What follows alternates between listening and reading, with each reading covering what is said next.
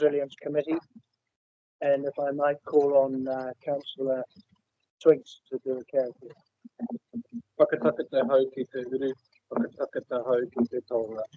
Kia mā kina kina ita, kia mā taratara ki tai. E he aki ana ake taura kura, e teo, e huka, e hauhu ki he nāua. Kia ora, Dion. Behave yourself, Councillor Karakia. We have no apologies, but we do have Councillor Pauling and Ward online. So there are no apologies to be accepted, no conflicts of interest, no public forums, no extraordinary urgent business, and no notices of motion. The minutes have been circulated. Can I have a mover that they are a true and accurate record of last meeting? John, will you mutter an approval? Thank you. Joy. Thank you. And a seconder. Vicky, thank you. Vicky Southwood, Councillor Southwood. Before we put the motion, are there any concerns about the status of the minutes? In this case, I'll put the motion. All in favour that they are true and accurate record of our last meeting, please say yes. Against? Carried. Thank you. Which takes us to 8.1. Committee resolution status. I could call Lee to the table. Are there any issues around the committee's Catchment Resilience Committee report and the resolution status? There aren't any resolutions, no issues. In which case, the recommendation on page 14 is that the Catchment Resilience Committee notes the status of previous resolutions providing the Catchment Resilience Committee resolution status report April 2024. I have a mover, Dr. Dan, seconder, Joe Davis. All in favour, please say aye. Against, no. Yes, no.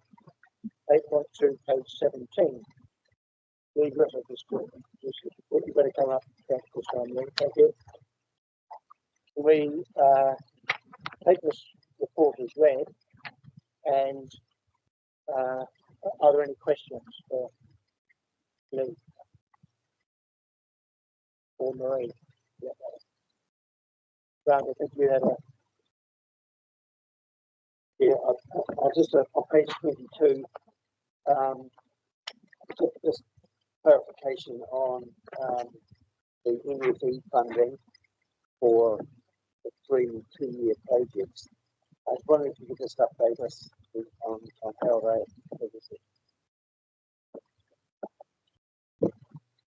there is some further context to this one in papers further on in this meeting.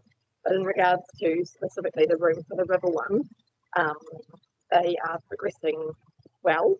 They're all on schedule to be completed by the 30th of June next year. And there is further context in the paper further on. I can speak to some more detail about what they're about, if that's what your question is. So specifically the room for the river one is a study to investigate what could be implemented in a room for the river concept. So it'll be 2D modelling, flow capacity and mapping various options to implement them, which includes stock bank retreat and downstream effects. So the proposal there is to choose catchment and to do a specific case study. We have proposed a catchment in South Canterbury and we're just working through with everyone if that's acceptable to them, and we'll be able to talk further about it publicly. Craig. Yeah, kia ora koutou. Thanks, Ian, and thanks, Lee. Yeah, just on page 20, 16.2 and 16.3, they're both really positive things. So in 16.2, it mentions we control our Environment Canterbury land reserve sites. And also in 16.3, it talks about planting, rubbish pickup events, family road gain. Can you just tell us where those things happen, please? And or is there any updates on like a website, ECAN website, where we can read further information about these things? Kia ora. The land ecology teams have undertaken weed control works on the ECAN sites and the Kaikoura reserves, the West Mountain reserves, the Ahuriri reserve, Kaitariti, Rakaia reserves, and the Stow River reserve. And there are also other teams such as Parks and Biodiversity Ops and Braided River Revival working in those areas as well. In terms of the activities in the parks, I believe also. So those activities referred to are specifically in the Waimakariri and actually Whakatau regional parks. All good, thank Thanks, Ian. you. That'd be great. Yeah, cool, thank you. Are there any other questions for Lee or Marie? In which case, thank you for coming up. Is there any discussion on any of the items here? Or I can put the recommendation. The recommendation, we haven't got it up and running yet. So we've got technical issues here, but anyway, the recommendation is in the papers. It's received the work program report for quarter 2, 2023, 2024 for the Braided River Revival Whakahaumanu Pākihi program for biodiversity and biosecurity portfolio and the leading flooding river resilience program in the climate change and community resilience portfolio. Do I have a mover to that, please? John, thank you. Grant, thank you. Seconded. All those in favour, please say aye. Aye. Against? Thank you. 8.3, gravel management. Please, let's support with Marie again. So I note Sean is in the background, Kate is online. The others are there too. Just go there and right. Anyway, thank you. If you could present, maybe just go through the most salient points, please. Thank you, Mr. Chair. This paper is specifically about the gravel management strategy. So Environment Canterbury has a current one in place which was adopted in 2012. And this piece of work is to update that strategy. It is a non-statutory strategy and there is no requirement to update it. But gravel has become a very hot topic in Canterbury and we're hearing from various parts of the community and contracting agencies and partners that there's a desire to update the approach. So what happened in context in 2012 was the primary reason we did that work was ahead of the Land and Water Plan implementation and adoption. And that did lead to some positive outcomes for gravel, that we were successful in getting a permitted activity status for some of the rivers in Canterbury, particularly outside sporting areas, which led to a gravel authorisation pathway, which has been hugely successful. It's not available everywhere, which is some people think that's a good thing, some people think that's a bad thing. So the proposal is to finish the strategy, which is tracking behind. We had hoped to have completed it within the last couple of years, but we were significantly delayed due to the 2021 floods and due to resourcing.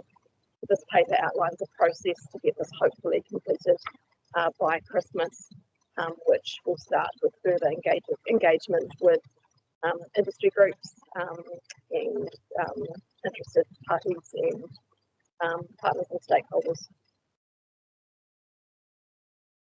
Thank you, Lee. Other questions, please? Claire.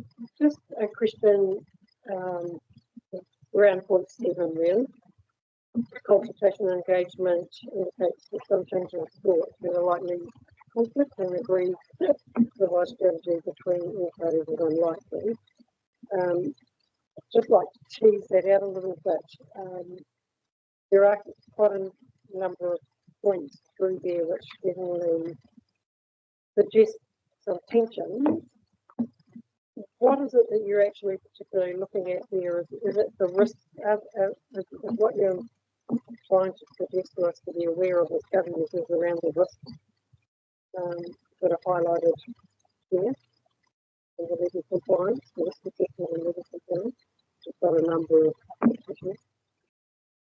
I think what we're trying to highlight is that currently various parties are telling us conflicting things. So we're working through at the moment what updates we might make to their draft strategy to update it. And at the moment there isn't consensus amongst those groups on what there should be, because some of them want go in different directions. What we're hoping to do by talking to them individually and as groups over the next 6 months is get that closer together so that we come to you with a decision that's hopefully not in conflict. So that's the aim. Hopefully,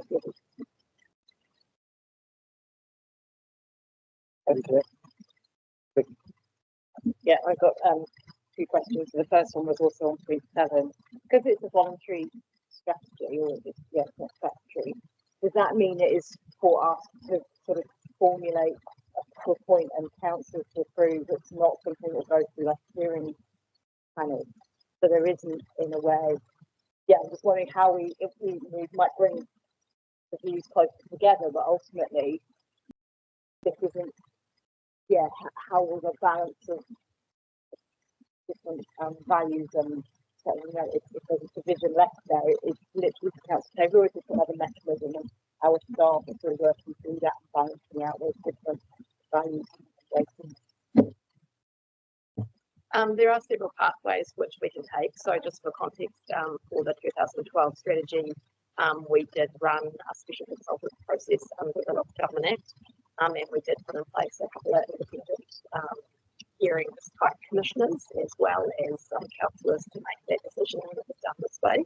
It's hoped this time that we can bring the alignment closer together. It's just an internal guiding strategy, so we should be able to make the decision in-house. I guess the process we've outlined here can adapt within 6 months' time. We realise actually we've got a problem. We could choose to go down another pathway, given we're not time bound to complete it. The critical thing that I see is getting it complete by Christmas so that it can inform the RPS. We were partially successful last time with the activity with pathways, but the land and water plan brought up a couple of complexities which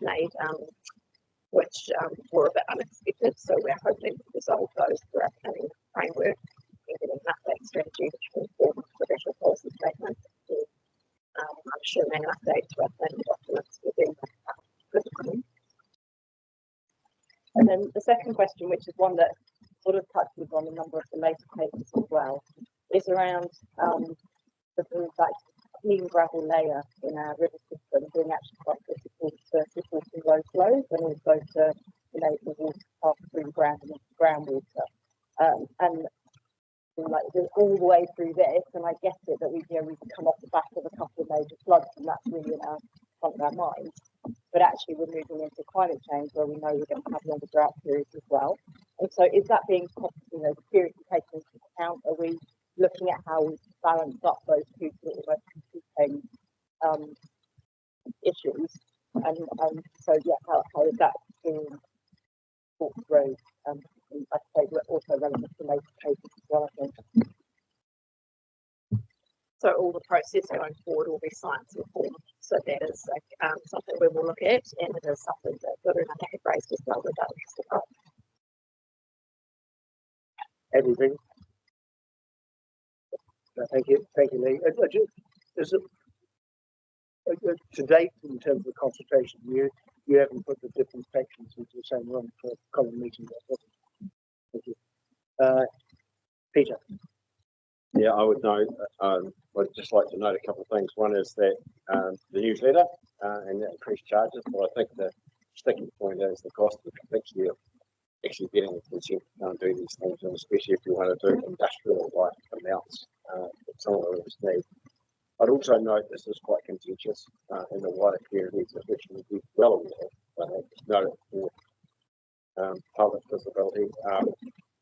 There's substantial noise about this, and people want big changes to their thing, not only gravel extraction, but also interventions across the when we get floods and those sorts of things. So I'm waiting with interest to see what develops around that. But got a new government that's listening, probably more attentive to these things than what we had in the past. So, yeah, I just hope that we get some good results, get some silly results. Was that a question? Well, because we are going to move on to statements later. Cool, that's right. Look.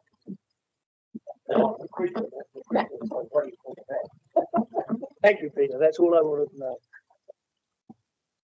Kia ora kaiwhaka haere, tēnā urua.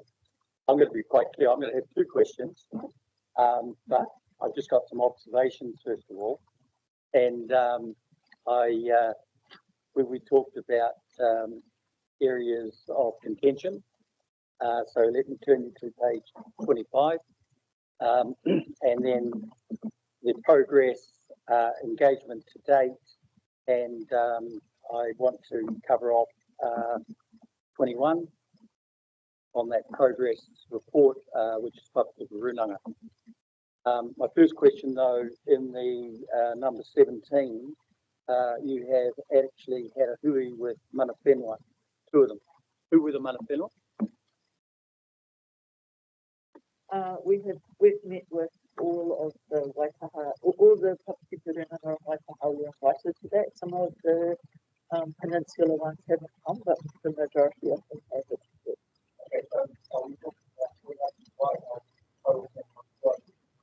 Yes. Yes. Yes.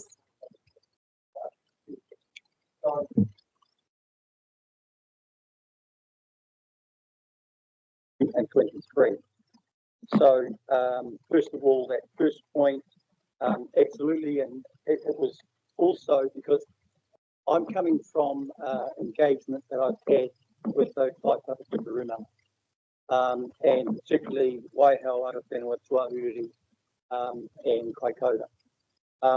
The point 21 was very much also about the whole of river approach, particularly around Tamana, Tawai, and Tuatai. So make that point within that, and also obviously that's tied into the relationship that mana whenua have to the awa. And you feed that back actually to the original name of Aoraki, Ngārui Maka or Aoraki.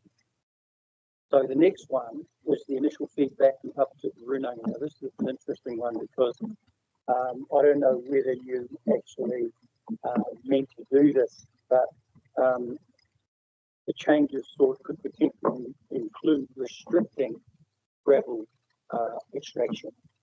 So that's an interesting one because if looking at this whole process, if that is actually part of the seed here, long may it continue in some ways.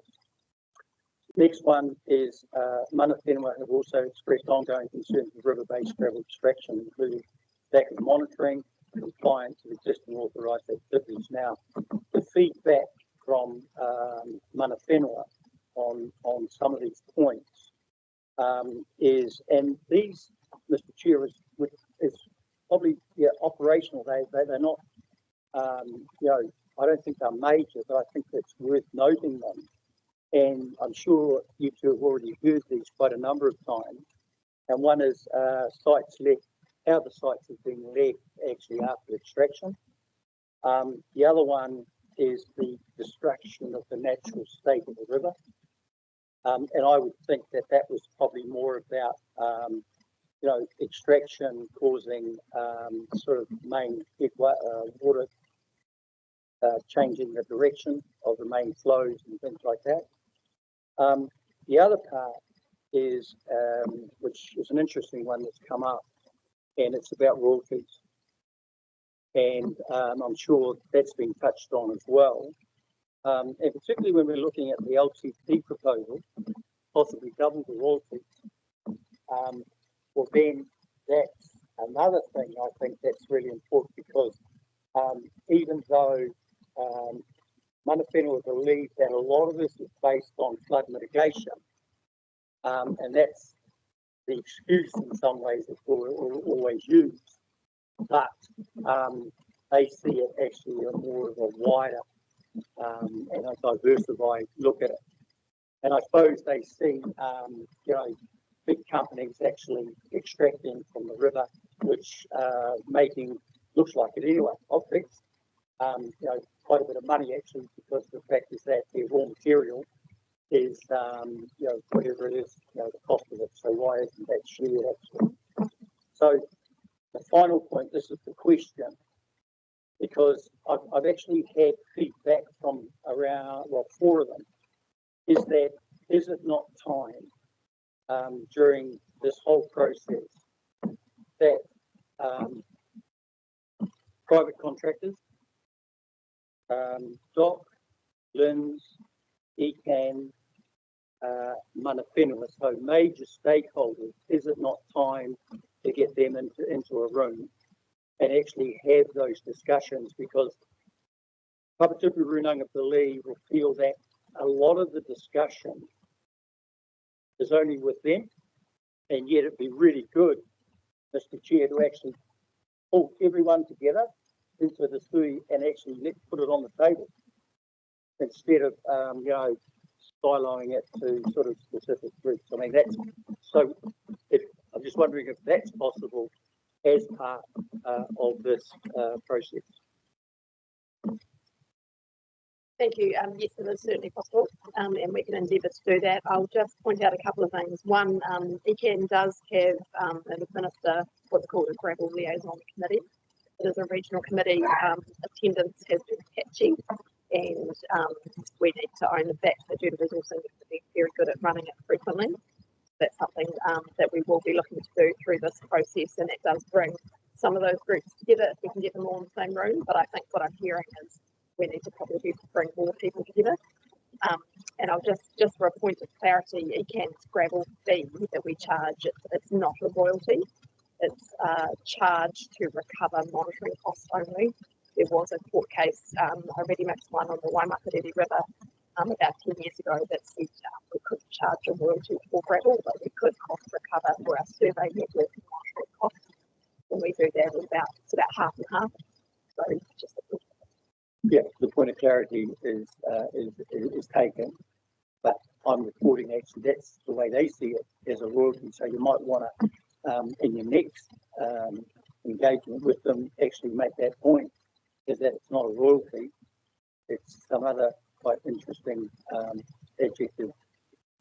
Okay, recovery, cost recovery. Well, that's interesting. I've heard that before. Some cost recovery. Is that?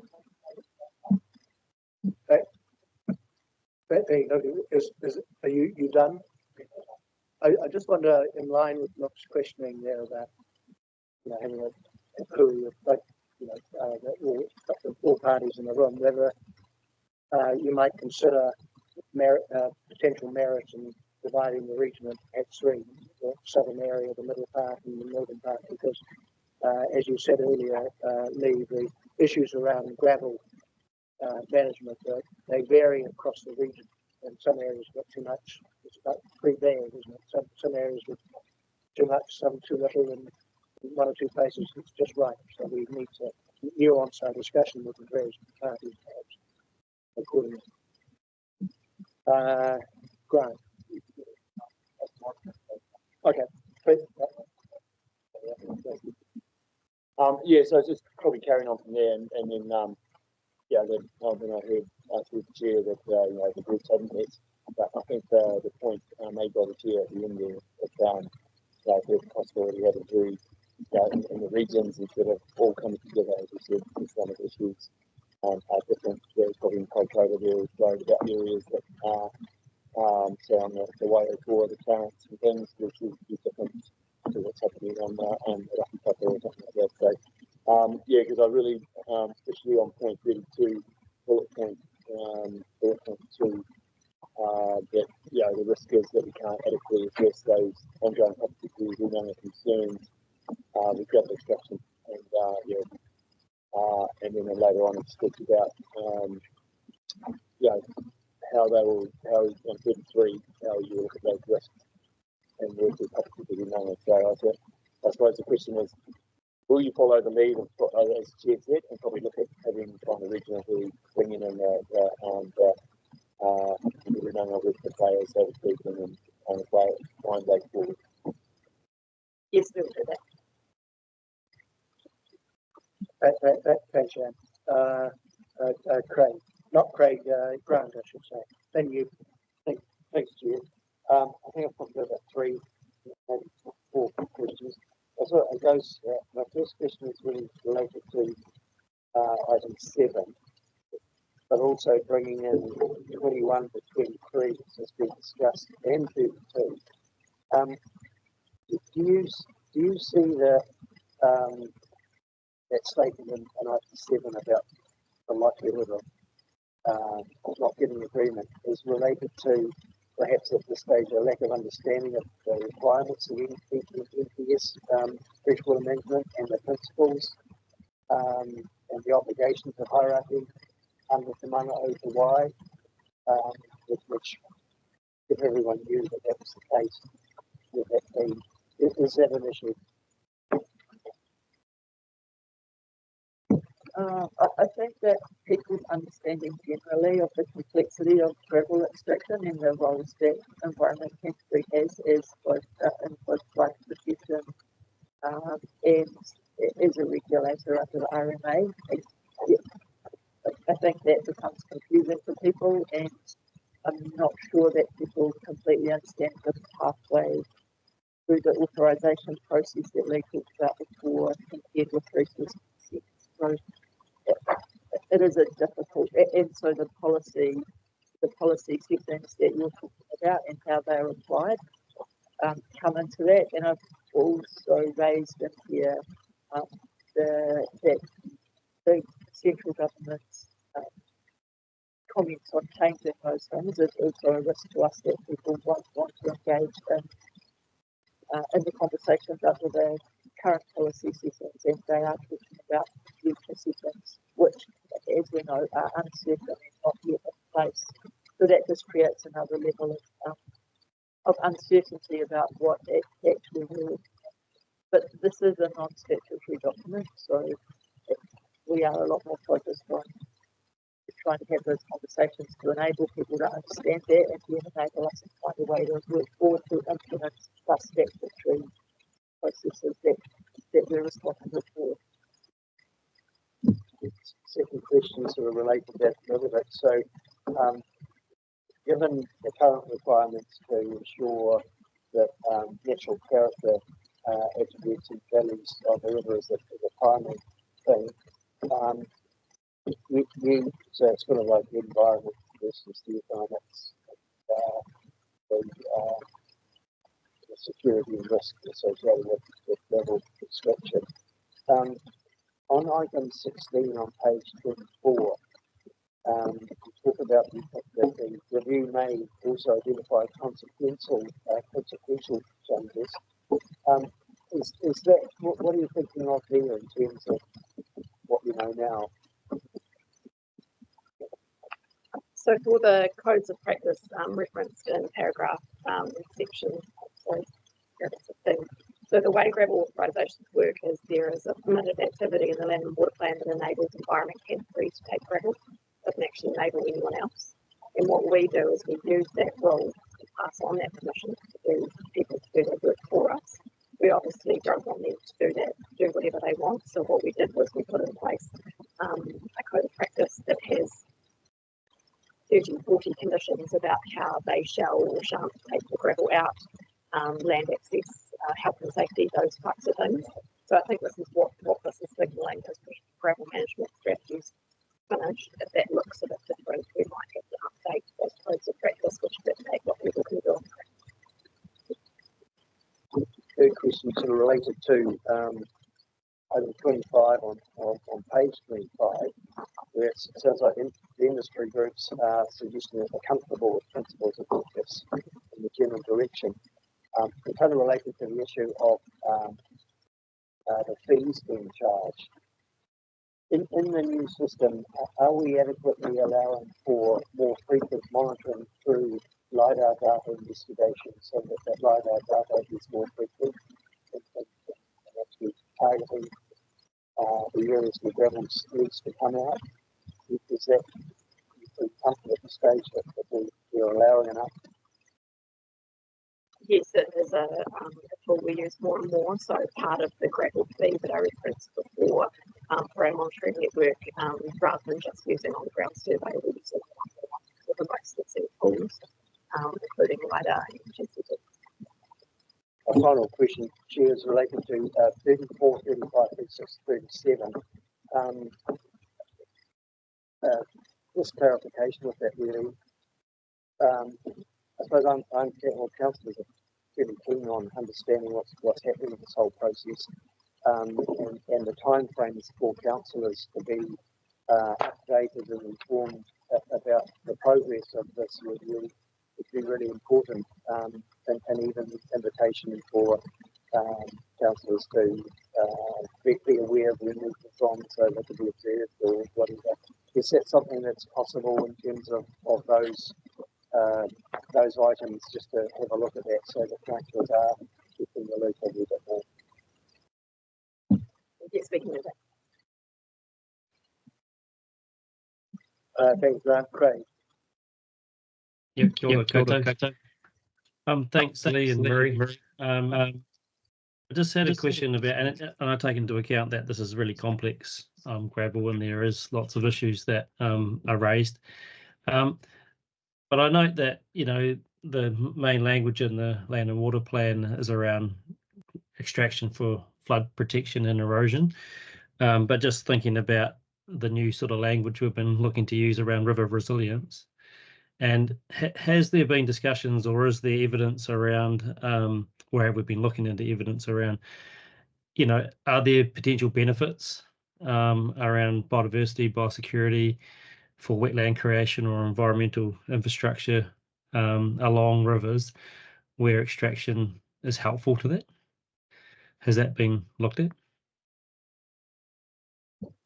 It's been looked at in part. So one of the benefits of gravel extraction is it does leave clear islands and areas, particularly for endangered nesting birds.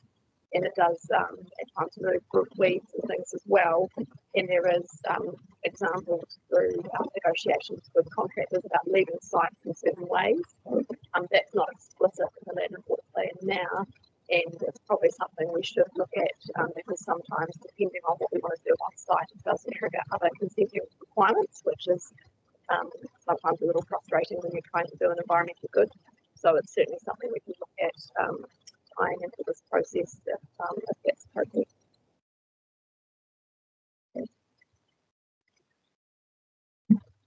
That'd be great. Yeah, cool.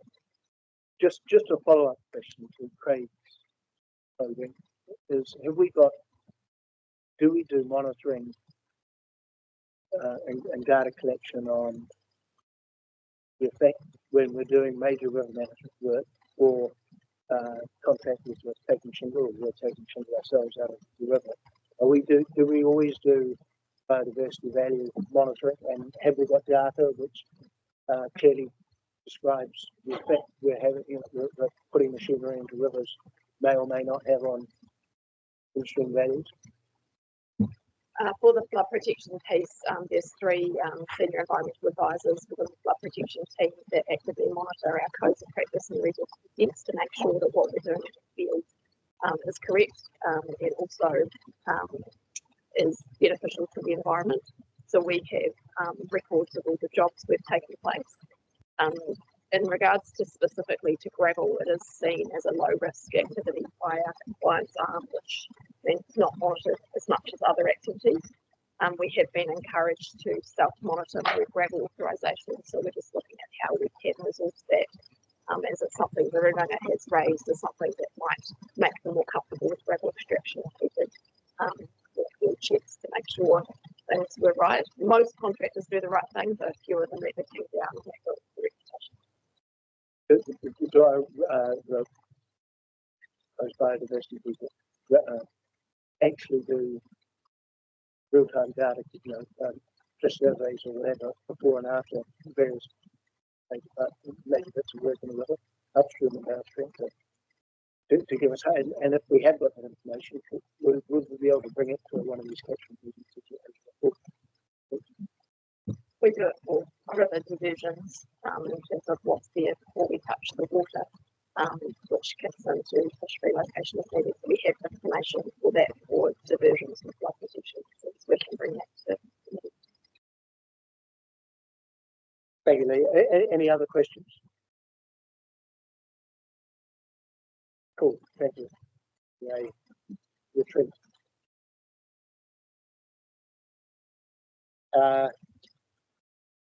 Which means that I'll put the motion that the Catchment Resilience Committee notes the progress on gravel management strategy review and notes the revised steps and timelines to complete the gravel management strategy review by the end of 2024. Do I have a mover for that? Yep, thank you. Seconder, thank you, Grant. Right, are there other, there's a discussion on this, or have we had a discussion? Claire. Peter's made a statement. Look, I don't think I've got too much of a similar view to what Peter did make before, but this is obviously, for me, I find this quite a concerning paper. There's obviously a lot of tension in there and a lot of I've got a terrible water to go under the bridge. There's a lot of work to actually be done to get the parties to try and meet in the middle somehow around this.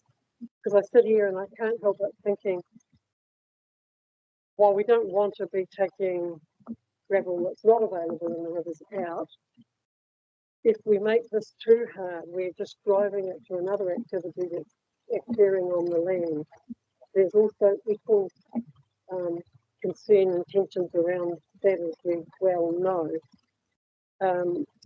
I have concerns about if it was to be staff's preference, I think it was in one of these 2 or 3 bullet points, to administer gravel takes basically around flood and erosion risks. Where does that leave headwaters of streams or the Mackenzie country or somewhere like that, where we perhaps don't have any rating districts that have been set up for those flood control and erosion risks? So I have some real concerns about this. I think it's going to be a real challenge, and I'm sure you're up to it. But yeah, and I hope that you can resolve something so that it doesn't come back to a political environment with the decision. So I like the idea of an independent commissioner as being an option of a pathway. Should that still remain? Okay, I'd like to think we don't have to go to that commission. I'd like to think that perhaps the discussion we had in the questioning time about how we can get parties together and they've got a community of interest will resolve these issues. And I'm not convinced that the parties are that far apart that we can't resolve the issues. So, John. Thank you for the paper, and I guess having been on this council now for 7 or 8 years, it's a continuing story of extraction and rivers of resilience and the challenges. And I accept there's the odd one out there that is dodgy and things don't go well. But I sat in those gravel extraction, those meetings, and heard the conversations around bird counts and all the work that does and the really good stuff that happens there. I guess the challenge for me is, and my hope is that we do get that wider conversation. We talk about resilience, we talk about where gravel needs to come from to provide resilience. And it's not about farmers or farming, it's our roading networks, it's flooding, it's a whole wide number of communities. So if we can get to that point of agreement.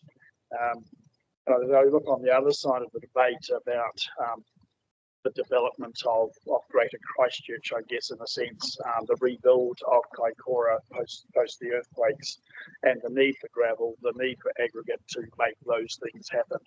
And if we get ourselves stuck in a corner of going, we only want to take a bit of gravel out of there for that, where do we end up as a society as we further build and promote ourselves, whether it's the increase in urbanisation or housing or industrial or the rebuilding of roads and the like. So we have some real challenges there in ensuring that we do have those raw products available. And again, just to the simplification of the process, and I do get that niggle from different contractors. How do we make it simple to have X number of cubic meters or tons available? Simple process, know where we can take it from, get the job done, and get industry and all those other things moving along as well.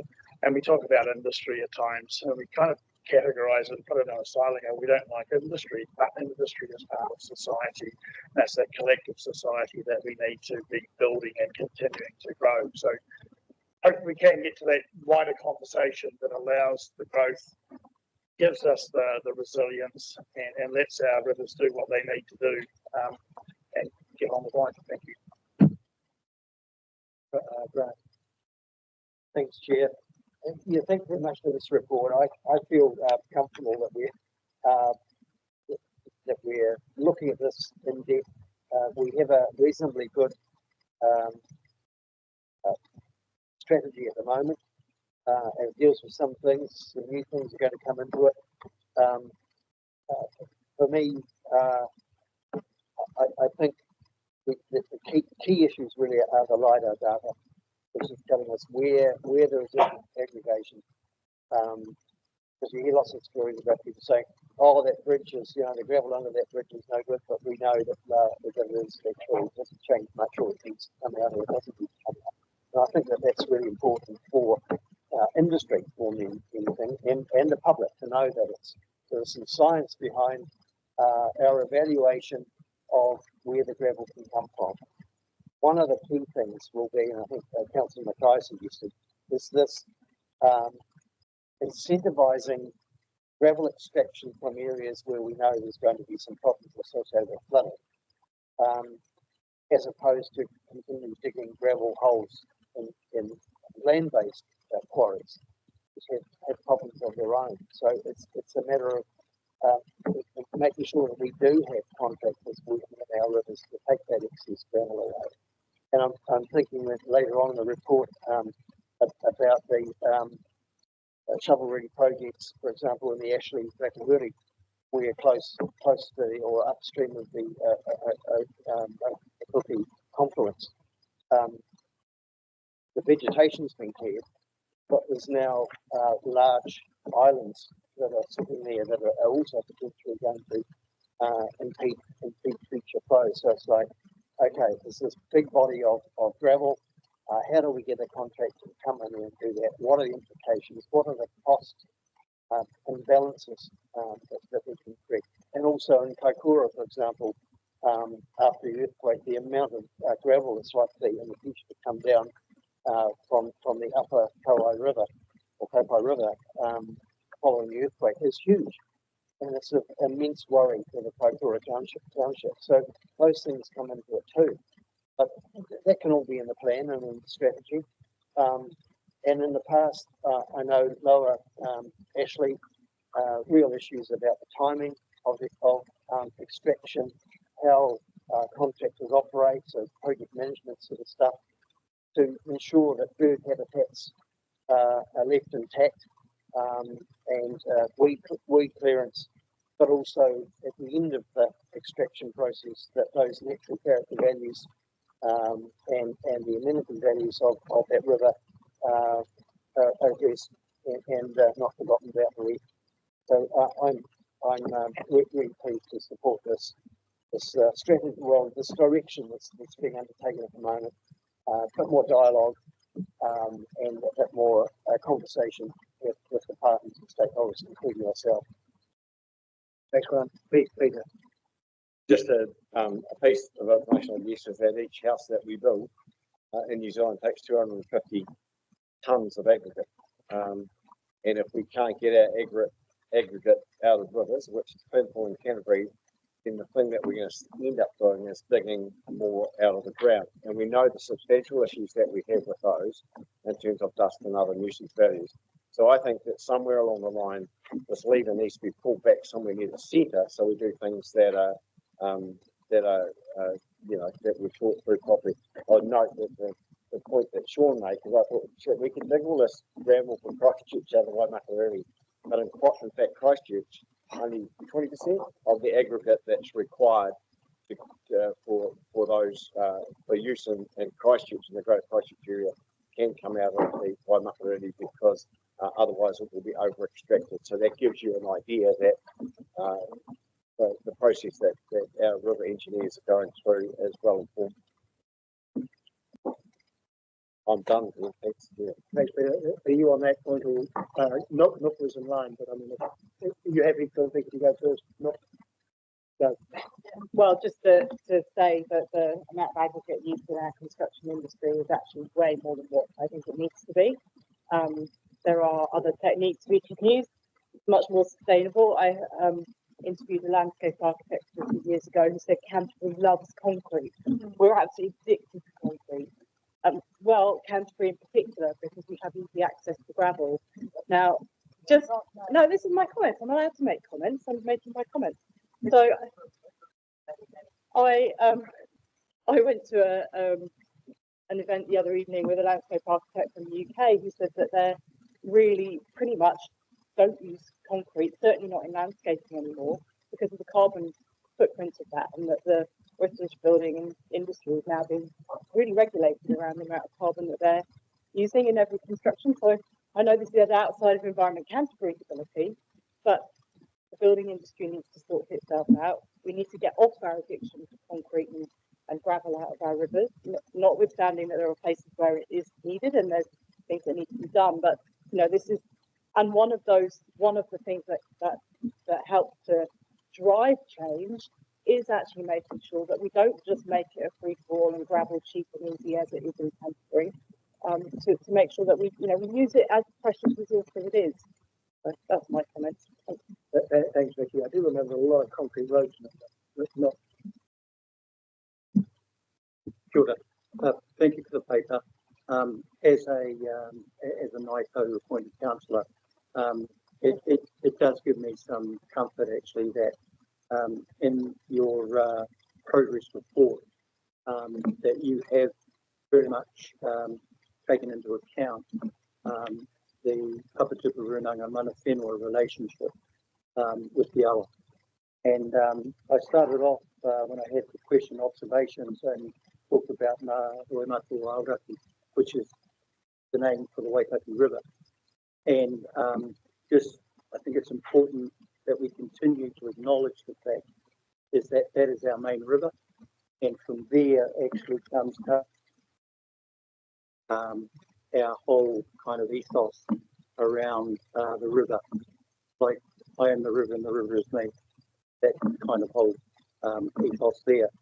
I think, and I just want to concur with my colleague, Councillor Cranwell, is the fact that even though the different areas of the Takiwā and Papatupu may be different in some ways, there is that commonality though that we all share right across the Te Papatupu.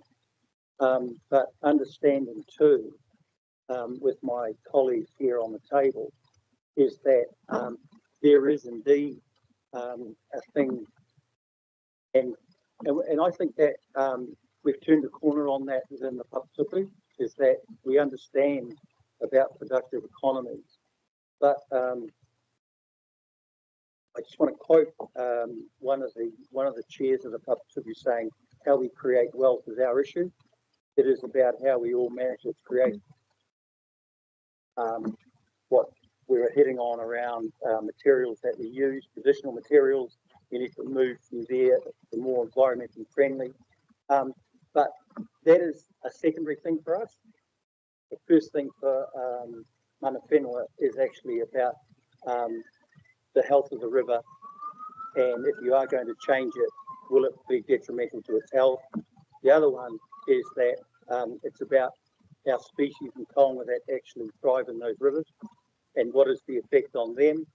And the third one actually is about them around the productive economies part of it.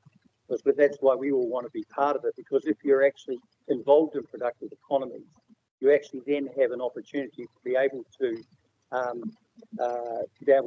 have some kind of control over it as well. Anyway, thank you for your paper. Thanks, Nook.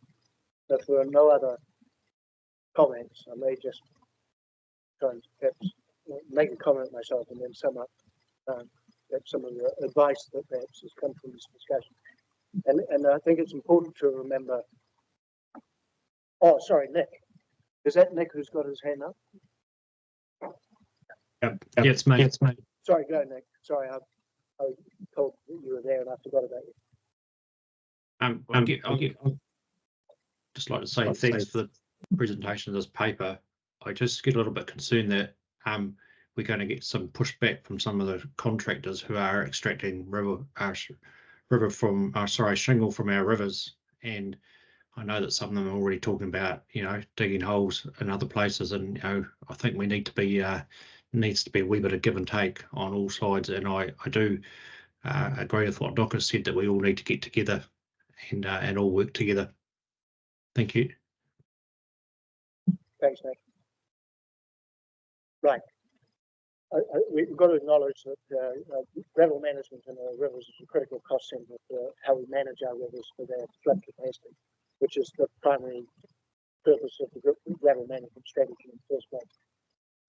And that any impediments to us or contractors being able to take shingle from the rivers impacts our ratepayers quite considerably, and it also impacts the capacity of the rivers to take those floods, and so it puts our community at risk.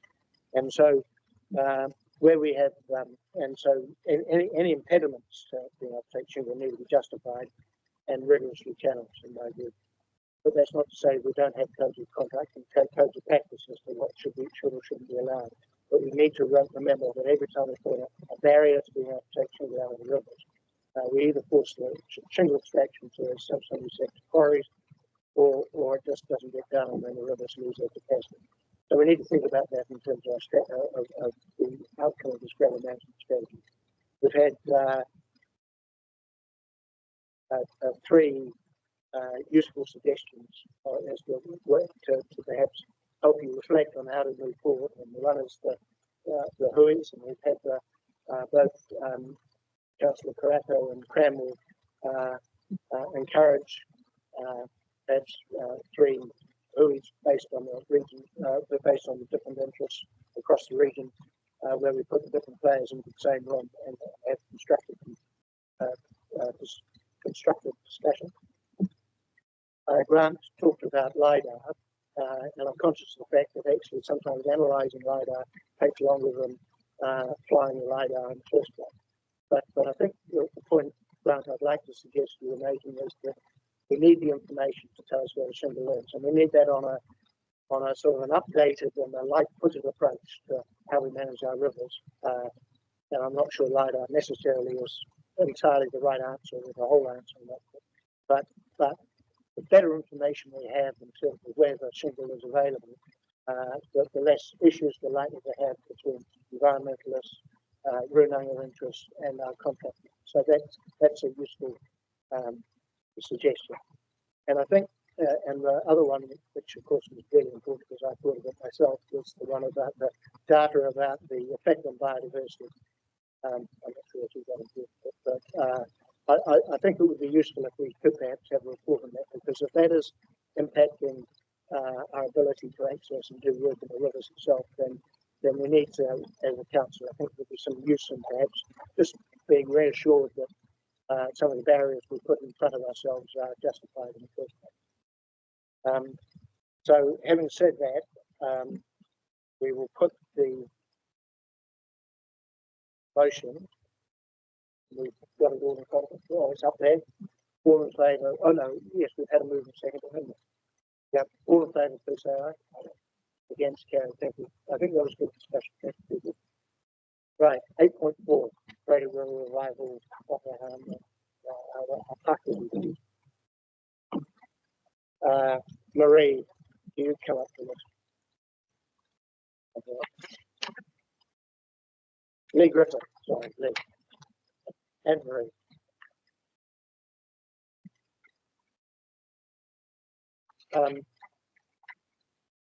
Just highlight the main points if you could, please. I think it's otherwise we could take it as read. Thank you, Mr. Chair. I'll just draw your attention to the blue diagram on page 33, which shows how all the work is arranged under Braided River Revival Whakahaumanu na awa Pākihi. And this paper specifically touches on some of the work underway in regards to the land strategy, the Whakatau revival, and it also has a touch on our regional parks, which for the first time we've just, for interest, included a little bit of information about fire response, given it was topical this summer. Thank you, Mr. Chair.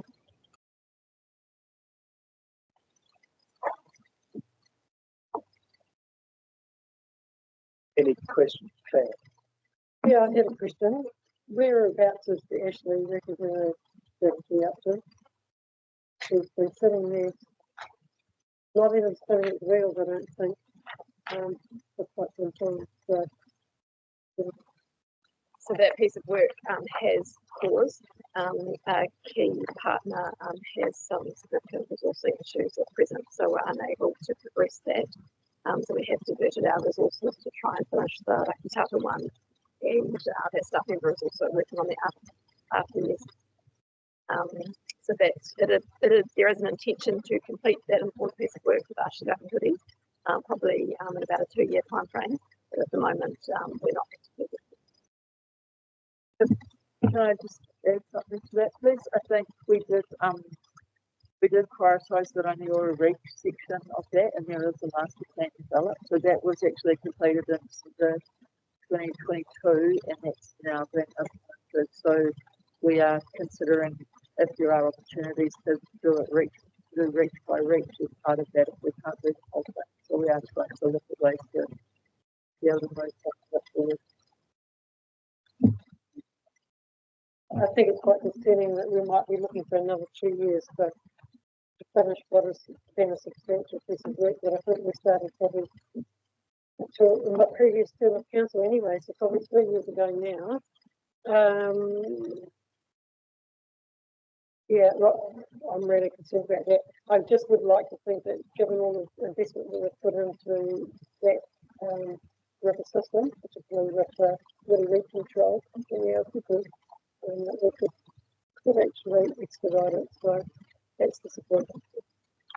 Can I just add, Mr. Chair, the on-ground works that have occurred, particularly through the shovel-ready money, which enabled the works in the Cuckoo and upstream of the gorge, we have budgeted in the draft LTP to maintain that. So in terms of the on-ground works that are, I guess, jumping ahead of the strategy, we still intend to implement those as well as things in our regional park. So on-ground work hasn't stopped, we've just been unable to complete the mission.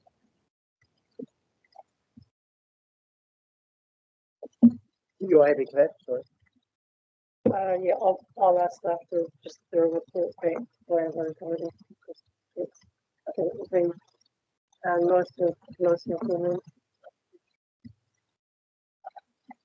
Yeah, under point 22, there's a little description around the Pākihi regional park work, and I just wanted to check in. So we've got a 5-stage, 25 years, about 5 years per stage, going on in that area, and we've talked about removing pest conifers, and then we've got replanting conifers. Is that right? Am I reading that right? That we're then replanting conifers and some bits in natives? Because I thought we were transitioning to natives, and that was the 5 stages. But can I have a bit more? And if it is replanting conifers, we're making sure that they're not the sort that spread again. So, Page 34. you're over this, aren't you? Yeah, I am. Well, I think I am. I wrote the original park management plan. So while Lee was looking concerned, I'm very happy for you to answer on her behalf. Yeah. As far as I'm aware, the cultivars that are being used are asexual, and what they've found is that establishing natives without a coniferous cover there, in fact, Nick Leadgard wrote some very good technical reports on establishing or re-establishing natives in the Mackenzie country under coniferous or around coniferous forest cover. So that was certainly way back when I worked for Environment Canterbury, that was the basis of what that replanting was about. Very good document too, I'd just like to say. Okay, look, and Stevens has pointed out, thanks Greg, that Chuck, you're online and you're... Certainly am. Is there anything you could add as well, please? The conifers that are being replanted in the Takapo region are indeed well, they are cone producing, but the cones don't open, and they are being provided for soil stability and provide initial protection for the first 5% and then ongoing growth above 5% of natives that are being planted in the Takapo Regional Park. Does that answer your question? Yeah, it does. Sorry, is that so at the end of the whole 25-year process, will we just have 5% under natives and 95% back under conifers? Is that what I'm understanding? I think, Chuck, the point you made that it's actually as much about soil erosion and that forest plant was planted in the first place. That's correct. Yeah. So the conifers that we're putting in, which are effectively sterile because the cones don't open and reseed, will be put in place for the soil stability, which is why the park was created in the first place, and that'll provide a protective canopy for the growth of the natives. We're initially putting in a 95 to 5% concentration of conifers to protect those, but as an ongoing process as part of our budget that we have for biodiversity in parks and forests, we continue to grow those te piripiri or those isolated native areas over time, and in time the natives will grow within that canopy and the conifers will die off. That is a long process, but that 5%, 95% will change in ratio over time. Does that answer your question? Yeah, that's helpful. Thank you. Thank you. Thanks, Vicky. Craig. And then not. Kia ora koutou. Kia ora, how are you?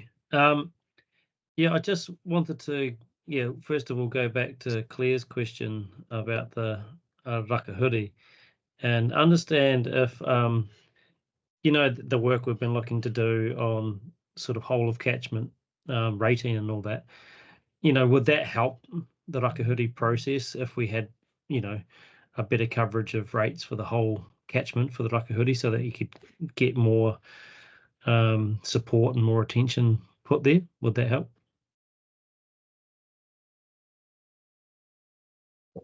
It would help accelerate on ground work and perhaps pay for consultants to bridge resourcing gaps. So it could help. It is something that the Waimakere district are pondering asking for. Cool, thank you. Can I carry on? Ian, is that all right? Yep, please. Yeah, and then just going back to on page 33, we've got a few things going on, lots of strategies going on, I understand. So we've got the land strategy that's coming back to us as proposed in this paper in May and/or June, which is really good to know. But there's other strategies mentioned. So there's still the 100-year river revival strategy, which talks about maybe by the end of the year. But can you just talk to us a bit more about what is the process for that document? How are we looking to finalise that? Is there engagement, for example, or is it just an internal council process? I think I would probably classify it as currently it's being done internally without any specific focused engagement externally called the 100-year river revival strategy. But we are using all the information that's currently being gathered through the regional policy statement process, the public engagement with that, the 30-year infrastructure strategy and the wider LTP conversations, and also the really specific conversations we're having in the Rakatata, and also even in the gravel management strategy. When you talk to people about gravel management, obviously it's not just about gravel management, it's about the whole of the river. And so that sort of holistic approach in thinking about the river. There's a lot of information coming from a lot of different partners and stakeholders and communities about river management, and all that is going into that 100-year strategy, which I think is we're going to bring that to you by the end of the year, and I suspect it's going to be quite a short document at a very high level, because all of these other things, including the land strategy, and then the individual river ones, are going to be much more specific place-based. So that's going to be the sort of regional approach.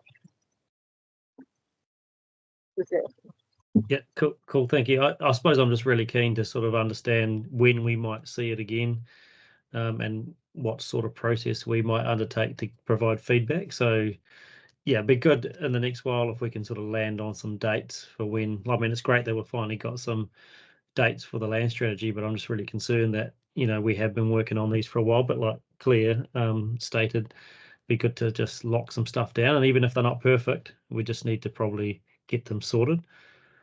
So yeah, maybe that's a request for a future meeting. And my last one was about there's a mention in there about the regional parks strategy.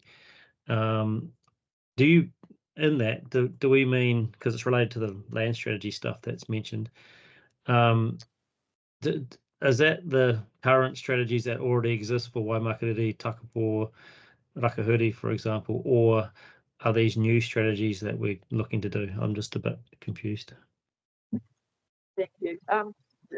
Each park has its own management strategy, and the purpose of that level of service was to actually have a more future-focused strategy. For thinking about parks as a way of managing land, and I think that's why the future of parks and the role that they play in delivering those sort of long-term aspirations and strategic direction, which is where it ties in with the land strategy, because the purpose of the land strategy is to look at all of the land administered by Environment Canterbury, not necessarily on the basis for what it's currently used for, but the potential of it to deliver on those long-term aspirations. But then it does include land that's currently used for parks, grazing, forestry, for those protecting biodiversity on those ecological reserves. And obviously, parks not only contain those flood management assets, but they've got all those other multiple values. Oh,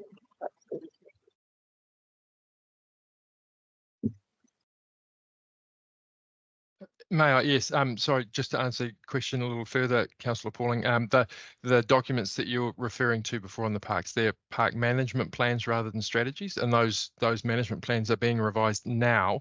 The strategy that's being written for the parks overlies all of those individual park ones. That'll be completed by the close of June, and that concurrently the forest strategy is being written the same, and the forest management plan is being written by our forester at the same time as well. So we're hoping to see all of those out by the end of June. Hope that clarifies those documents. Yeah, that's great. So yeah, just to get it clear, so we've got management strategies for each park. Management plans for each park. And then you are writing a specific strategy over the top of them, along with the forestry strategy. Yes. Is that what you said? And management plan, yes. So that they're going to be sort of completed to come back to us in June. Is that what you said? So we get to do we approve them, or what are we looking at? Yeah, the management plans will be completed by the end of June, and the strategy being completed now that overlies that, and the target date for completion of that was by the end of this current period as well. Yep, and then they'll go forward from me to approval through the GM and the director. Cool, thank you. And I might just hand over to Stephen. Thank you, Chair. Just really briefly, obviously, we've got that very useful picture on page 33, which shows, or attempts to show how these things connect together. May I just make a suggestion that in terms of some of the questions you're raising, Councillor Pauling, we've got a briefing on the land strategy with Council at the end of May. I forget the date exactly, but we'll just bring back to you some timelines around those other ones, and also just explanation around how they knit in with these other things that you're considering. If that's okay, I can picture in my mind a slide around that, if that's okay. Yeah, great, Stephen. Look, I suppose I'm really interested because I think they're all really necessary. So I'm really keen to see them come to us. And of course, it's been something that we have been talking about for a while. So yeah, really keen. And I think it's great work, but I just want to see us see them. I'm excited. Thank you. Thanks, Craig. No. Kia ora. Can I just come back to that diagram on 33 and then talk about the Whakahumanu actually project? Now you mentioned, and it's quite concerning that it's not actually progressing really as it should. So is it Papatūra Runanga that is that partner? So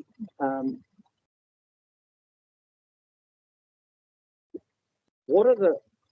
It's just that with my fellow councillors, it's really important that we know this, so we can assist in trying to find or assist in helping a way through this. So is that not possible that we actually get some kind of overview of what the issue is, and hopefully we can try and sort of help it through there so that this thing can get moving.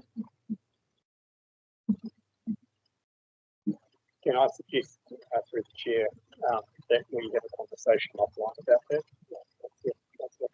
Yeah, that's right. I totally agree with you, but I think it's best to talk about that outside of this meeting. You're okay with that? Actually, quite a wider thing here in that, I'm not speaking for my other colleague, but this is a prime example actually of how you actually could use your councillors better, and particularly because we are actually in the firing line all the time about either not doing things or not being effective. And this is a prime example that we should actually be over this whole thing so that we can assist in that as well. Because if it's a Papatūra Runanga issue and it's holding things up, well then we need to be actually in the loop on it. That message received, and we'll work on that. I've got Dion next. Oh, yeah, all right, okay.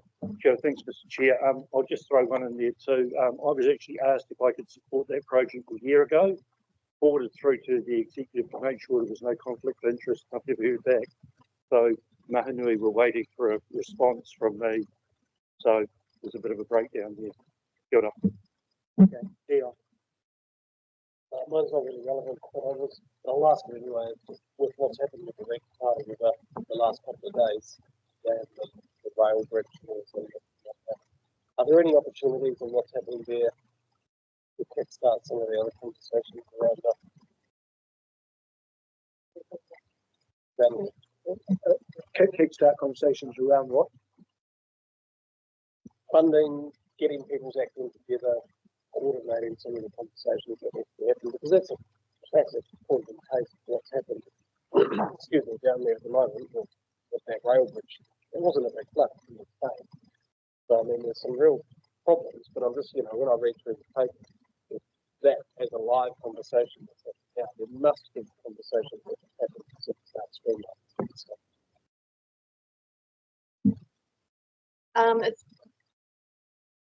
It's a good question. So it's useful in some ways, probably not for King Rail, but for others to keep it front of mind. That wasn't a big side event when that bridge was compromised. And we do, before the deluge business case, to central government, have some more money in there for rangatata, mostly centred around the Arundel area. But it is topical that key lifeline infrastructure shouldn't be failing in low flood events. But we might argue that was much less to do with river management and much more to do with neglect by Kiwi Rail. Unfortunately, through the chair, I believe they are kind of intertwined in a way, but you can swing this into a positive for us to get some of the outcomes that we want to. That's all I'm trying to say. I think there could be something that this council could do and would say immediately to find real votes. For point taken, thank you. Peter. Chair. Point out the fact in their submission to GPS, we pointed out the age of bridges that we have, and that includes Kiwi Rail's bridges across Canterbury. They're getting up to the sort of 70, 80, 90-year-old onto what is there, but third states. Maybe you should, what? Maybe you should what? It's interesting, you know, our bridges are 90 years old. I bicycled across one in Italy that was 2,500 years old and it was still fine. But I'm not convinced that that's just because bridges are old, eh? Right, are there any more questions, sorry, for Lee or Marie on this issue? In which case, thank you for coming forward.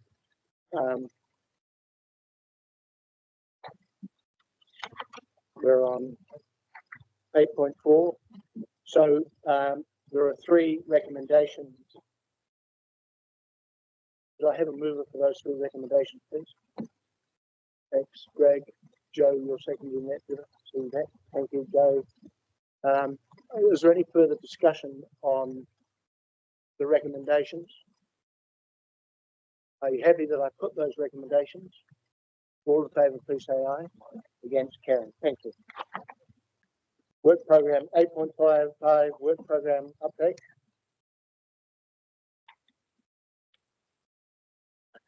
Lee and Maria. It's a pity we have to send you away before we bring you back up. Well, it's because I'm told sheets of instructions.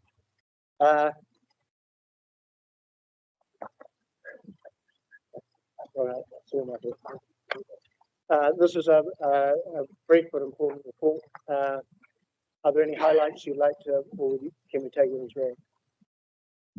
We can take it as read. The main highlight is the substantial completion of the flood recovery work, which has been a huge program of work led by our flood recovery manager, Sean McCracken, who's in the room over the last couple of years, and that is scheduled to be completed by June and meet all NEMA deadlines. So that's the main highlight. Thank you, Lee. Any questions? Peter? I think it's a good piece of work, Lee, and thanks for that. Just trying to get where we're at.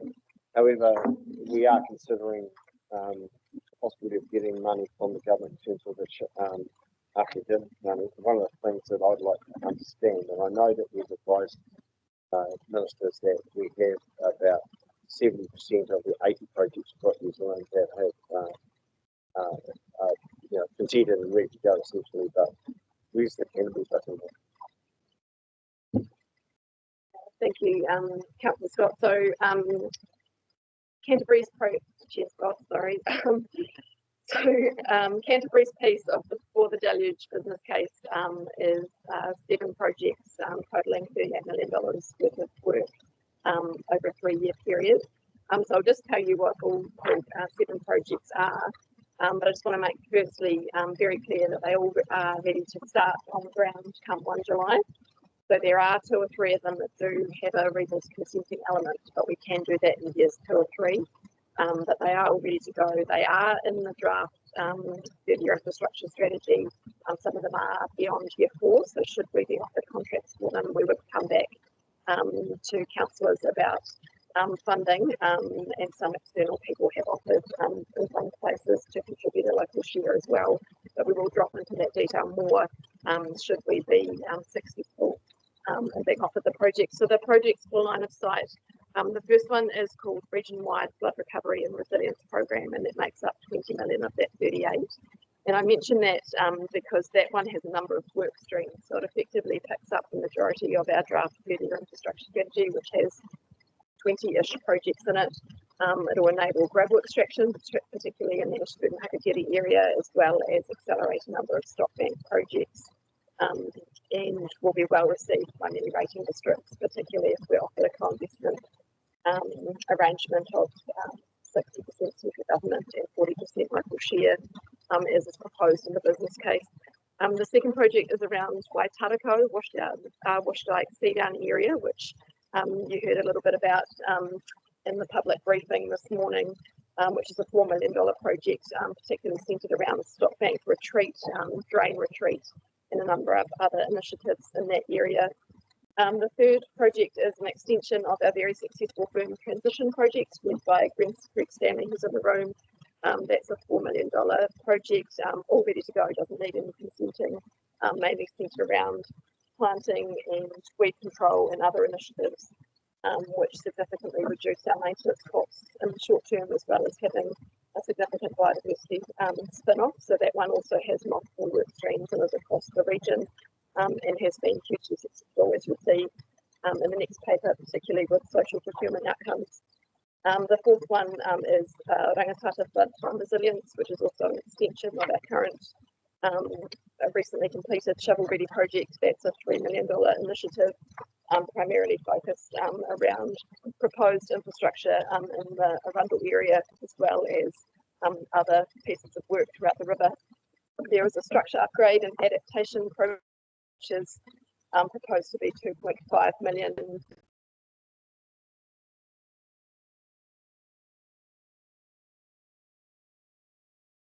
Things, including more improvements to fish passage as well for some of our older structures. The sixth project is a fairway vegetation and clearance program, $3 million.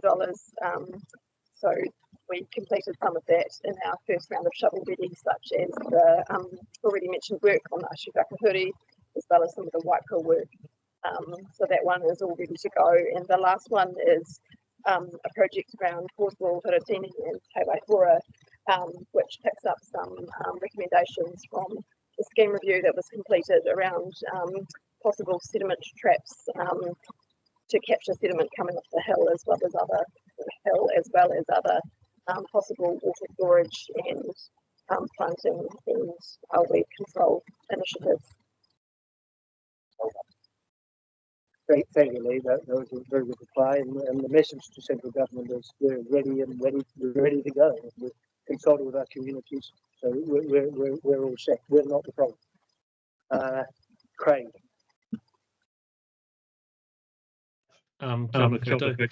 Hey, thanks for giving us that information, Lee. I note that in the next paper, 8.6, we've got a resolution about supporting that continued advocacy, so that'll be good when that comes up. Yeah, my question was, and those projects sound fantastic, by the way, so well done. And thanks, Peter, for your continued advocacy on that as well, up in Wellington. And I agree with Ian, bring it on, government.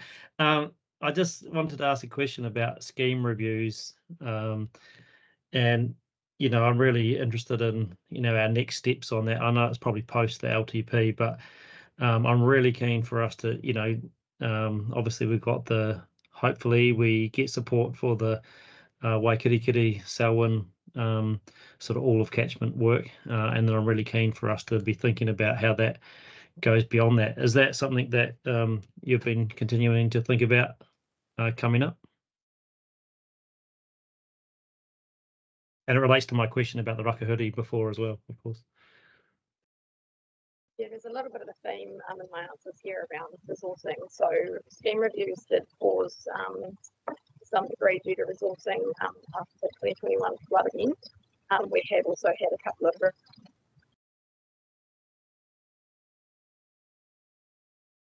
it is a really important piece of work. You'll notice in the draft infrastructure strategy that we have proposed to make them a little bit simpler in a stage 1 and 2, so that we can get the critical pieces around funding and that needs fixing done quicker, while we've been work on a lot of other broader work. So we have tried to take an initiative to help ourselves, I guess. Critical to scheme reviews is asset management, which is a huge issue nationally, particularly post Cyclone Gabriel and other legal things happening in the North Island. So we have also proposed in the draft LTP to put in place an asset management link, which is a new position to try and bulk the resource to get these done. So staff are very conscious that it's a very cool piece of work, and we're just trying to get our resources back in place to make some good things. But, Craig, I mean, perhaps I think we could have later in the year, we could have a work once the LTP's embedded, we could have a workshop on perhaps the next step of how we manage our catchments and how we fund them, how we manage them and fund them. So perhaps Stephen, you might be able to think about that and come back with a suggestion. I'd move a resolution on that, Ian. Yeah, for sure. Well, we can have a note perhaps rather we don't do it. Okay. Can we note that as an action? Stephen's already noted it, doesn't matter. John. Thank you, Mr. Chairman. This isn't a leading question, but do you believe that, I guess, the efficiency and efficacy of the work that you've done within the flood recovery programs and working also within the climate resilience with I guess, the monitoring, the marking and government's acceptance of where we are, will that assist us in possibly gaining money if it does become available in the future for our projects? I just look at what we have achieved to date within both of those processes on time, outcomes focused, no great dramas. Do you have a view of what that might achieve for us, given the magnificence of what you have achieved today? I think you might answer this one for me, John. Track record is important for central government to get funding, and we've done an outstanding job with flood recovery under Sean's leadership. And we're all but finished one shovel-ready project, which is just waiting on a winch to be manufactured, and then we'll be there. So I think track record is important. And I know that you're not going to blow your own trumpet, Lee, but I'm going to. And I would note that when I have been part of these conversations in Wellington, that this team of people are seen as the exemplar in the country. So you can be pretty happy that the work that's being done here is leading the bunch, and the fact that the projects, the status of the projects that you have as part of your completion is a real good pat on the back to you and the people that work here, and the team that you lead, Steve. So I can say that. Thanks, Peter. Becky. Thank you. I have a question about the monitoring network that we have for flows. We've mentioned that we've got 152, and that it's one of the largest of its kind in the country, but we are one of the largest regions in the country. And I just did a quick count, and that's like 1 meter every 300 kilometres square. And I don't know if I've got the right figure in my head, but something like 72,000 kilometres of river. I think it's got one point every 500. I can't remember that right. But anyways, it's a lot of rivers, and not that big a number actually.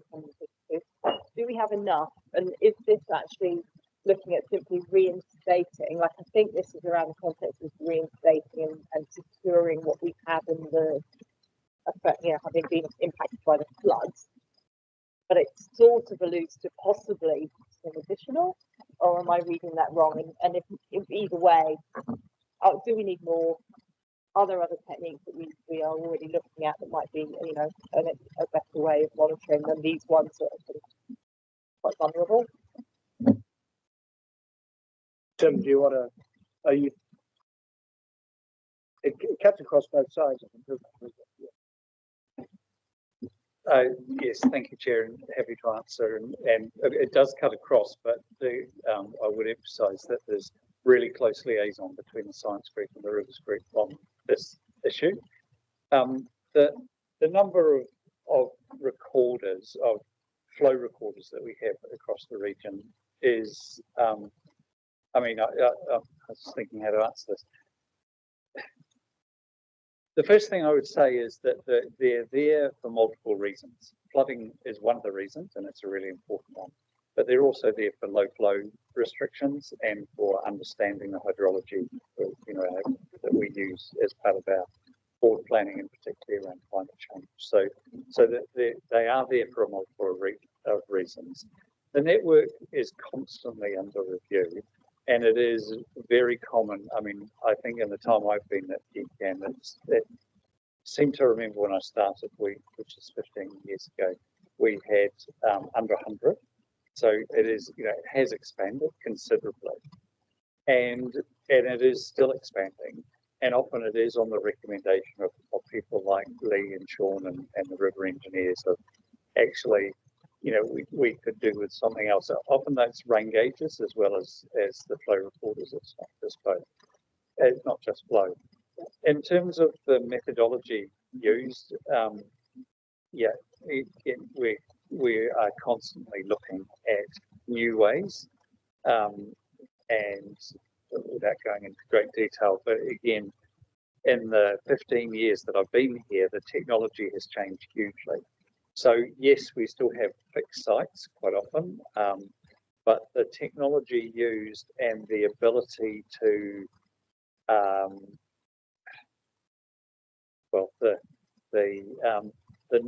the lack of need for massive concrete towers, which was sort of done probably 30, 40 years ago, and actually being able to install some fairly, I was going to say low tech, that's not quite right, but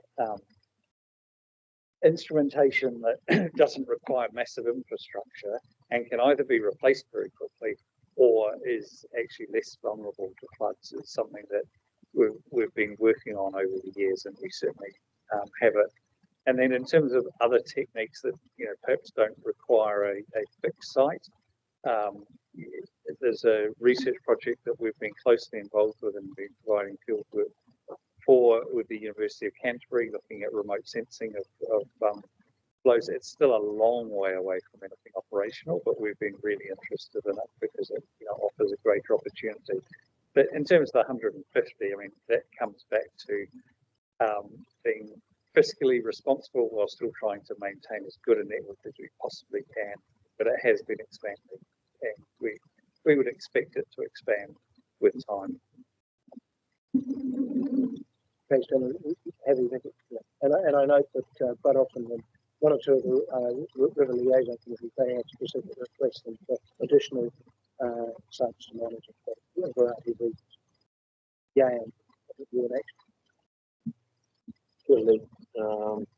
On 21, we talk about flood protection and drainage bylaw, and then in the last sentence you use the map below, and you use that Unconfirmed floodway as an example. And as you know, after the 2019 flood, and 2019 was, and then you know, working with other whenua at the time, that, you know, they don't probably see it as the floodway, it's seen as the South Branch, and then later on in your report on page 109, and then in your one of your, I think, Catchment 8.63, we talk about the Whakakapi revival program partnership, looking at the South Branch, each division of that, and, you know, discussing. So probably in the sense of how do we, in one part here, talk about it as a floodway. You know, it's just, we're in the other part, we're kind of really talking about relationships with other whenua and how we're looking at the South Branch and kind of both giving a bit of mana. So I was just, you know, wondering how that with the connection, because if we keep calling it a floodway, and where does it give that respect to the other whenua really not going to kind of close the future work that needs to happen? Well picked up. So it's a really good question. So part of the answer is a legal one, and then I'll jump to the partnership piece. So the South Branch of the Rangatato, which was closed off during engineering works during in about 1956, I think it was, it's no longer legally considered a bed of the river. So when we put and that's just because of definitions of flowing water and other RMA legal terms. So when we put the flood bylaw in place in 2013, we took the opportunity to map it as a floodway. Otherwise, it had no protection whatsoever. So although legally it is mapped as a floodway, we're very well aware of our partners' view that it is the bed of the river, it is the South Branch. So I guess in although in a legal document it's called a floodway, we do recognise it as our partners do in those conversations about what could that South Branch look like in 100, 200, 300 years' time. So you're right, there is two things going on. Unfortunately, part of the answer is a legal difficulties. Because as you know, probably prior to the flood, that that floodway being focused on, infrastructure has probably gone into it, and then I suppose the flood washed a lot of that away. In the meantime, is that keeping that clear, making sure that I suppose there's marked areas that they need to stay out of, which is clear. Is that happening? So part of the aim of the bylaw is no one can do anything in the floodway that would cause obstruction or problems without permission. It's there, some of them have applied for permission and some of them haven't. We're comfortable there's no floodway issue currently. There is one bylaw application in there that has stalls due to a whole range of reasons, really, but it's a complicated space with multiple Crown ownership and leases and various other things. So we're trying to work through those issues with dock and limbs and landowners as well. Yeah, it's really, really complicated. Communicated with the other funeral as well. Thanks, Anne. Grant. Thanks, Chair. Just a couple of questions on the attachments. 8.6.4, page 119. There's a chart there which explains the summary of social and environmental outcomes achieved. And right at the bottom of the chart there is a wetlands hectare, a forecast to do something with 200 hectares wetlands, but only 72. Are you able to clarify why there's such a, the difference between the forecast and the actuals on those? Is there any particular reason? Sorry. I'm just trying to cover the page. I think I'm going to jump ahead to the next paper. Jump ahead to what is Yeah, sorry, you have jumped ahead, Grant, so we'll come back there. Have you got another question? Okay, thank you. Genevieve. Thank you, Chair. My question is regarding weed control for rivers, page 43. So just regarding the consent that says it's currently in process for glyphosate and triclopidyl, I think it's called. I note that it went through a hearing process in March, and there was quite a lot of opposition from Runanga, in particular Waihau, and they actually put forward their concerns in a hearing. I'm just reading that at the moment, and I'm just wondering where those consents are at, considering the opposition from actually quite a number of people. Yeah, thank you.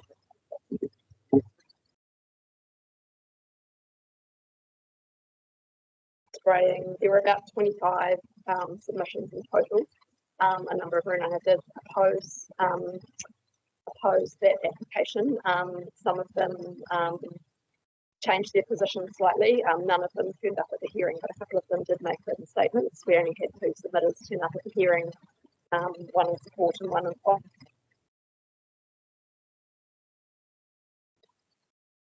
To investigation of future alternatives so that there could be less spraying, which is something Environment Canterbury has committed to and will likely be referenced in consent conditions. So where that application is at is we have currently sent the commissioners post the hearing all the additional information they requested, and hopefully within 15 days they will close the hearing and issue a decision. My only concern is that the spraying resumed anyway in February. Right. Yeah, they might be allowed to do that, but there's there's information there that there's reason. If you read it, the opposition is clear and it remains clear as opposed even after the hearing. And I was wondering what the resolution is of that, because a lot of people sit in that box, opposition of glyphosate in particular. So look, if I can just intersect here, because I'm not sure we should be debating. It's not appropriate for us to be debating the pros and cons of the consent application. other than at a high level, but you're talking specifically about individual submitters' perspectives on it. So I think it's an unfair question to Lee because she's. I think Lee could reflect on the importance of needing chemicals to be able to keep fairways clear and manage the rivers as cheaply as possible. But the merits or otherwise of the arguments, specifically around submissions to the consenting application, I think are probably out of scope for this committee, and I'm uncomfortable with that discussion. Through you, Chair, very briefly. So you are talking about two things. So one of them was a consent hearing process for a new consent that's been heard, as Lee talked about. The other is operational activity occurring under an existing consent and the conditions that applies to. So there are two matters there. Both of them are regulatory matters. Both of them have the appropriate frameworks and conditions in place to allow them to happen. The hearing process will be this before. Thanks, Stephen. Right. Now, if there are no further questions to Lee and Marie, don't go because you're just going to have to come back up again. There is a recommendation that notes that the Environment Canada will complete all physical recovery work by the 30th of June 24 and all project finalisation by 31st of August 2024. I'm going to move that motion, and in doing so, I just want to specifically thank Sean, who's been the flood recovery manager for this project. So we're now 3 years down the track. What I do know is that it's been a very significant project that Sean has overseen. He's had significant challenges and impediments, not least of which have been subsequent floods, which have pretty much taken away half the work that he's already completed with a degree of pride. He's had to deal with quite often quite grumpy locals and sometimes particularly obstructive locals, and I've seen. Oh?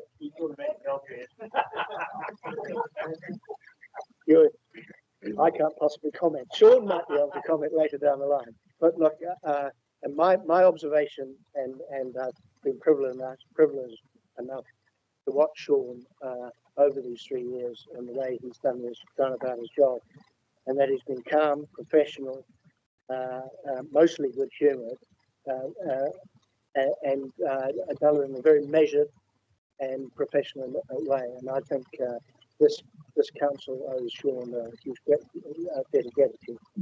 And John, you're going to second the motion, and you're going to make some comments.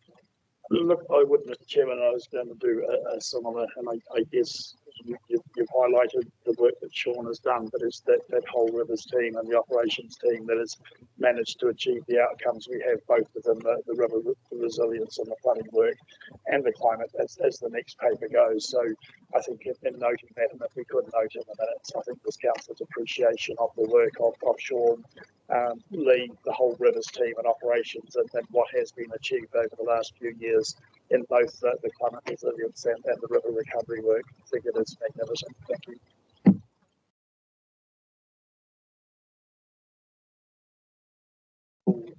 Thank you, Sean. And John is absolutely right. It was the whole of the Rivers team that has done that. David Ayres and Cliff Thomas and a few others will be online, and Lee, you've led that process. So thank you. We're very grateful.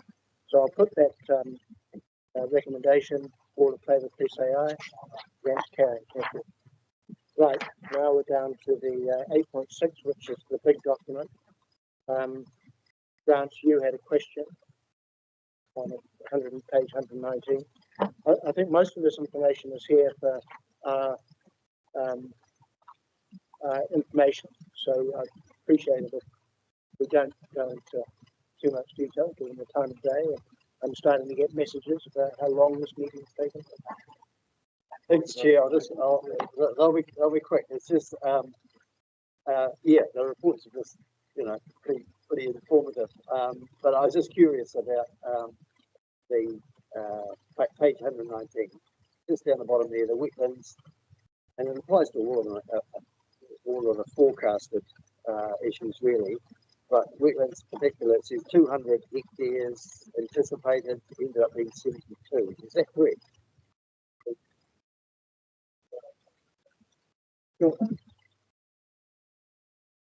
Yeah, so you'll notice very round numbers for the initial scoping. The forecasted areas, so the estimates of areas to benefit from works through the process of scoping and delivery.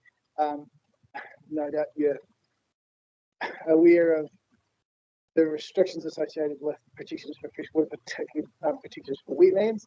There are quite a few increased restrictions on the activities that can be undertaken in wetlands during the period of scoping, during those early sort of 2019, 2020, and so money was better spent more efficiently in a lower total volume of wetland area, basically. So we pursued work in the wetland areas where we could do so with adequate environmental sensitivity, but it meant a reduction in coverage of wetland areas. And just note that this is in the context of Braided River areas that are managed by the Environment Canterbury River section. And so there are lots of areas of wetlands throughout the wider region that aren't in our area of operation. And so we needed to find both wetlands that we could benefit, but wetlands that we could benefit within the managed river estate. And that number simply reduced, and it was associated with scoping time and the tools that we were using to operate and the restrictions that came online governing vegetation removal from wetland. Second question related to the SU 30 attachment 8.6.5 on page 138. Just wondering, in terms of ongoing maintenance, observation and control, you undertook some drone footage to start with. Is that going to be a regular thing that you, as a tool, using some drones to go through and just make sure everything's up to point? Yes, absolutely. There's a theme developing.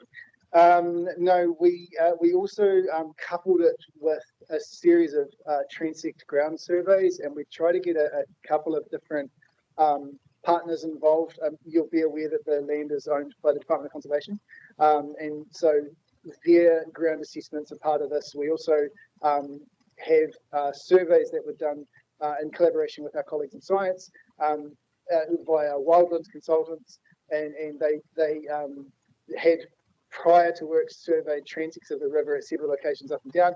We repeated that survey following, I think, 9 months following the physical works completion, and we intend to do those same changes again. So formal survey of transects to measure change, and then we were looking to, we've informally received comment from groups like the Ashley Whakakapi group, and we have several updates of imagery. So it's yes to all, and those are the other items.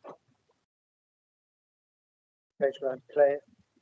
Mine's not a question, but it does relate to the question. Comment? Just with regard, a lot of great work really on this paper, and it's so pleasing from my perspective of actually working to woody weed clearance, because I feel it's like something that I've really contributed to and driven. So it was me that put that on the books for the Waimaki Rare Zone Committee that went into the zone and put the initial zone implementation when I was buying a section on the hill, and it had prefix of the great years and it was not really suitable. So thank you very much. Thanks, Claire. And look, if I can just, are there any further questions? In which case, we've got 3 recommendations in front of us. And just thank the lead for your team for 8.6. These are very comprehensive reports. Craig loves it because there are maps and photographs and diagrams. And Alice's restaurant, 4x10 glossy photographs. David and I are the only ones old enough to remember Alice's restaurant. I was there. Anyway, thank you for that. So I'm going to move those 3 recommendations. Happy to second. Thank you, Craig. All in favour, please say aye. Oh, sorry, discussion, sorry. Yeah, just quickly, I want to thank staff for this really in-depth report, and especially reading the lessons learned throughout this. And I think it was on page 146, you know, you said at the start that prior to this contract, I'm maybe talking about SG Whakahuri, but I'm sure it applies to all of them, there had been very little of this type of work completed, and the preferred methodology was largely unknown.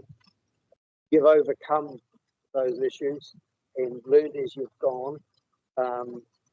Big learning curve for suppliers, procurement, the people that implemented the projects, the sheer scale of the project, and the learnings are very clear about what you've learned and going forward. And if we get this additional money for the deluge money, then we're ready to go in terms of knowledge gained during this process. You know, and you say on that same page, we have improved understanding of what this type of work entails and can use that for more accurate project scoping and costing in the future. And that's gold, really. I think it's a positive outcome, and it's fantastic. Thank you, Grant, and I think that's a very fair reflection, and it supports our position in terms of the request for funding after the deluge. It shows our capability that Stephen and Lee's team's capability of doing so. So I'll put those recommendations that are in front of us. All in favour, please say aye. Against, carried. Thank you. Now we're down to 8.7, which is coastal and nature-based catchment work. We had a briefing on this. We've already discussed this earlier in the day. The recommendations are in line with the briefing we've had. Are there any questions, any further questions, or can we move straight to putting the recommendations? Good. So Dion, you're supporting going straight to the recommendations. We'll move that, and David, you're seconded that. Any further discussion about the recommendations? In which case, I shall put the recommendations. Ian. Sorry. Oh, Craig, sorry, Craig, I didn't see you. Yeah, sorry, and I know we're getting close to time, but I do have a number of questions that I still don't have a lot of clarity on around some of these. So just sorry, I'm just getting my camera sorted out. Yeah, look, I think this work is fantastic, and I'm really looking forward to seeing the next steps in it. But I am interested in just I think we did hear this morning, but just to be clear, so the Room for River case study work, I understand it might be South Canterbury somewhere, but just be good to get that clarified. The coastal work looks like it's focusing on the Taumutu case study, which is really, really good. And just a little bit more about the Mātauranga Māori work, I'd be quite interested in that. So if there's an available response to that, that'd be great. If not, it'd be great to get it at a future meeting or as a response memo or something. Thank you. Kia ora. I can give you a bit more of a response to that. So while we've nominated those 3 separate projects for funding, we're proposing to run them in parallel and at the same or similar location. So the Mātauranga work is tied up with both the Room for the River and the coastal work. And there was mainly to ensure efficiency and a holistic PPPI approach to that. We didn't want 2 separate projects on Room for the River and the coastal work involving Runanga without that sort of depth of acknowledging the Mātauranga aspect of it. We are in discussions with one of the South Canterbury Runanga about where to do the Room for the River, and that's hand in hand with the Mātauranga work. We've tried to build on work that's already underway with the Runanga in places where they've expressed interest, so that we're not putting more pressure on looking at other starting another different piece of work. Does that answer the question, or have you got follow-up to that? Look, if I can jump into your thanks, Marie, and look, if when you're in a position to come back to the council with a further report on how you scoped and are moving forward with this project, perhaps we can get that report. Craig, would that satisfy your question? Yeah, cool. That's good, thank you. Have you got further questions, Craig? You're happy? No, I don't. Thank you. Cool. Okay, right. In which case, I'm going to put the motion, the four recommendations. All in favour, please say aye. Against, carry. Thank you. So now we're down to the next meeting, which is proposed for Thursday, the 6th of June. And I'll give it that's cool. Dion, can you do a closing karakia?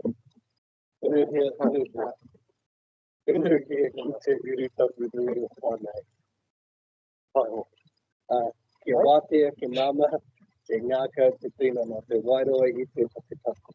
Koia rāre e runga,